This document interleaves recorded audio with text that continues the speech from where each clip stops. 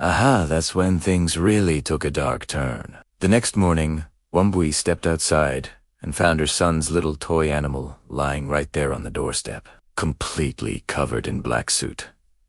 Her heart sank. She instinctively tried to throw the filthy thing away, but the moment she reached for it, Musa let out a terrified scream. "He'll come for me if you do," he cried, his eyes wide with a fear she had never seen before. That single sentence froze her in her tracks. What did he mean? He would come for him. That evening, Otieno finally became a believer. He had been skeptical, trying to find rational explanations. But what he saw shattered his disbelief. He saw Musa standing near the wall in the dim light of the evening, whispering into the shadows as if talking to a friend. Otieno called out his name, Musa. The boy turned around to face him, but the shadow he cast on the wall, it didn't move. It remained fixed, a dark, unyielding silhouette that seemed to have a life of its own.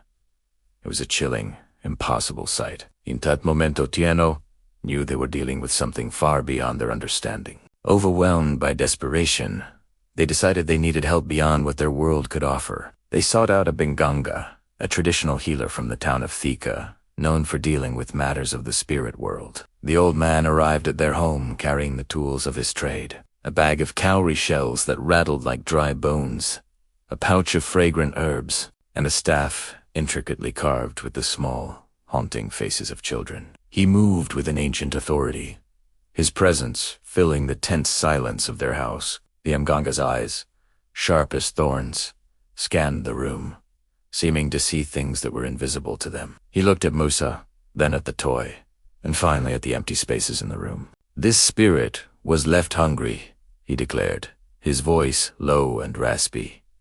It was abandoned and forgotten. Now it wants a family. It wants to be remembered. His words hung in the air, heavy with a terrible truth. The Mganga took the soot-stained toy, the object at the center of this nightmare, and carefully placed it under Musa's bed. Then he began to chant.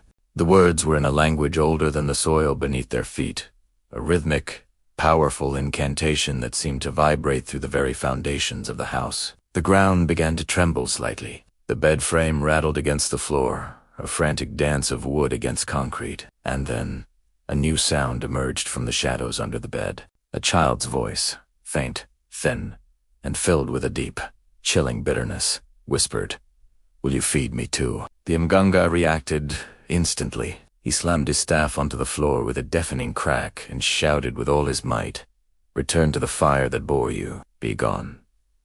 But instead of retreating, the spirit laughed. It was a dry, brittle sound, like dead leaves skittering across pavement, and it filled every single corner of the house, mocking their efforts. "You cannot burn what was already ash," the voice cackled, a statement of horrifying finality. In that instant, the single candle burning beside the bed burst into a shower of sparks, plunging the room into near darkness. Smoke filled the air, acrid and thick. Wambui and Otieno coughed, their eyes stinging, their hearts pounding in their chests. When the smoke finally cleared enough for them to see, their worst fear was realized. Musa was gone, vanished without a trace. The only thing left in the room was the toy, sitting innocently on the floor where the bed used to be.